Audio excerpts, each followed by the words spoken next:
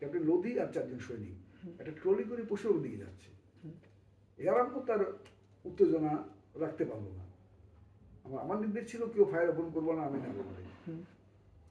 এই ট্রলিটা যখন চিদুলিয়া থেকে প্রায় মাঝপথে আমাদের ও ডিফেন্সের আগ পর্যন্ত প্রায় 300 বা 400 গজের মধ্যে চলে আসছে, he open fire with LMG and Lodhi সেখানে লুটে পড়ে, ট্রলিতে লুটে পড়ে, আর বাকিরা ইনজিউর্ড হয়ে ধান খেতে ঝাঁপিয়ে পড়ে। ধান খেতে পানি রক্তবর্ণ হয়ে গেল।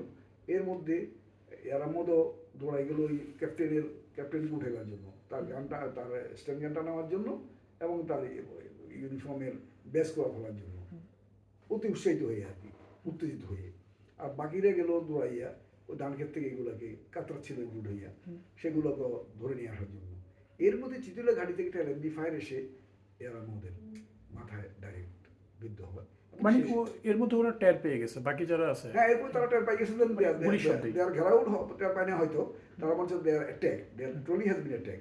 সো চিতুলা ঘাটি থেকে এই ট্রলিটা আসছিল, টুয়ার্ডস পশুম যাচ্ছিল। এই মাঝপথে এরাম যখন ফায়ার ওপেন করলো, এটা লুটি পড়লো এবং চিতুলা ঘাটি থেকে ওই ট্রলির বাইরে যারা দৌড়াদৌড়ি করতেছিল আমাদের সৈনিকেরা, মুক্তিযোদ্ধারা, তাদেরও লক্ষ্য করে গুলি করলো। একটা গুলি এরামত মাথায় বিদ্ধ হল, সে সেখানে লুটে পড়লো, সে সেখানে শাহাদাত বরণ করে। সেই এরামতকে পরে আমার সবাই মোস্তফার সে বলে গেছিল, আমি যদি জানাজানি হয়ে যেত মনের মধ্যে, আমি যদি মারা যাই আমাকে আমার বাড়িতে কবর দিল। ওর বাড়ি আমাদের এলাকাতে ছিল। তো যাই হোক, মোস্তফা সেটা অ্যারেঞ্জমেন্ট করে, পরের দিন সকালে অ্যারেঞ্জমেন্ট করে তাকে বাড়িতে নিয়ে যায় অন্যান্য মুক্তিযোদ্ধা সহ, এবং তার আশা অনুযায়ী সেভাবে আমরা তাকে দাফন করি। এইখানে এটা ফার্স্ট অপারেশন আমাদের ট্রলি, এটাকে ট্রলি অপারেশন করি। এটা 6 তারিখে, 7 তারিখে আমাদের এমনি কিন্তু তখন কিন্তু পুরো এলাকা থেকে দুই পক্ষের গোলাগুলি শুরু হয়ে গেল। এই এরামত মারা যাওয়া বা শহীদ হওয়ার পরে তখন জানাজানি হয়ে গেছে, ঘেরাউট, আমরা এখানে অবস্থান নিয়েছি। এবং সেদিনে আমি ভারতের গন্ধ পেয়েছিলাম বাতাসে, না আমাদের দেশ স্বাধীন হবে। এবং তারা ঘেরাওয়ের মধ্যে আছে, তারাও বুঝে গেল এটা তুমুল ফায়ারিং শুরু হলো দুই পক্ষ থেকে। আমরা আইডেন্টিফাই করতেছি না, আমরা মোটর ফায়ার করতেছি, তারাও আইডেন্টিফাই করতেছি না, তারা আইডেন্টিফাই করলে পিছন থেকে তারাই গায়ে পড়বে। তো তারাও এমএমজি, এলএমজি, রকেট লঞ্চার, আমরা এমএমজি, রকেট লঞ্চার, মোটর, মানে এটা একটা উত্তপ্ত রণাঙ্গন হয়ে গেল। মানে সব ধাঁচর হয়ে যাচ্ছে, এভাবে ধাঁচর হয়েছে। এই ধরনের একটা সৃষ্টি হলো, কিছু ধোঁয়া দেখা যাচ্ছে, রকেট লঞ্চার ফায়ার হচ্ছে, আবার ফায়ার হচ্ছে, all types of weapon both the party, উভয় পক্ষ ইউজ করতেছে। একটা তুমুল আওয়াজে পুরো এলাকা গর্জে উঠলো, পুরো এলাকা কম্পিত হয়ে গেল, গাছপালা পর্যন্ত কম্পিত হয়ে গেল এই মানে এই ফায়ারের শব্দে হাতে। সেদিন আমি উপলব্ধি করেছিলাম, না এরা একদিন এদের পরিণতি খুব খারাপ হবে। যাই হোক, এটা প্রথম, দ্বিতীয় দিন 6 তারিখ। 7 তারিখে একে শুরু হইল দুই পক্ষের আবার গোলাগুলি সারা দিনে চলে। আমাদের আর্টিলারি আছে কিন্তু, ভারতীয় artillery, 130 mm motors, 120 mm brand, ready brand motors, medium, দুইটা মিডিয়াম। ওইটা মিডিয়াম, এটা লাইট, 120টা। এই দুইটা ইন্ডিয়ান আর্মি আমাকে দিয়েছিল উইথ ডিটাচমেন্ট, বিরাট হেল্প। এবং তারা স্ট্যান্ড বাই আছে, ইন্ডিয়ান আর্মি স্ট্যান্ড বাই, তাদের গোর্খা স্ট্যান্ড বাই, প্রথম রাজপুত স্ট্যান্ড বাই, তাদের অন্যান্য ব্যাটালিয়নগুলো stand by to help us any time. আমরা তো প্রয়োজন হচ্ছে না এই জন্য আমরা অবস্থানে আছি, but they are watching, they are monitoring, তারা সমস্ত মনিটরিং করতেছে। আমার সাথে যোগাযোগ ছিল, যেহেতু আমি এখানে শুধু সিও না টার্মিনালের, আমি ছিলাম তখন টাস্ক ফোর্স কমান্ডার।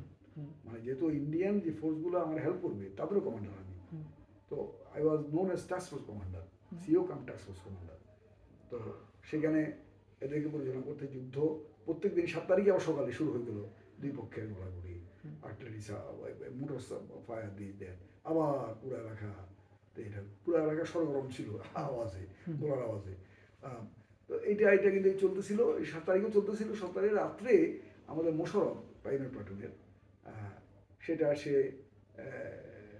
মাইন লাগাতে গিয়ে ফুলগাজিয়ার চিতুলের মাঝপথে, যেটা যে রাস্তা দিয়ে আমাদের দিকে আসতে পারে তারা, সেখানে আমার ওই অ্যাপ্রোচ রোডে মাইন লাগাচ্ছিল সে।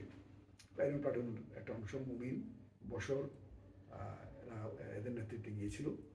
একটা গ্রুপ, স্ট্রং গ্রুপ, কিন্তু মোশাররফ সে ওই মাইন লাগাইতে গিয়ে এনিমিরও মাইন পুঁতে রাখছে সে জানতো না। এনিমির একটা মাইনে তার মাইন পুঁতে রাখা মাইনে বিস্ফোরিত হয়।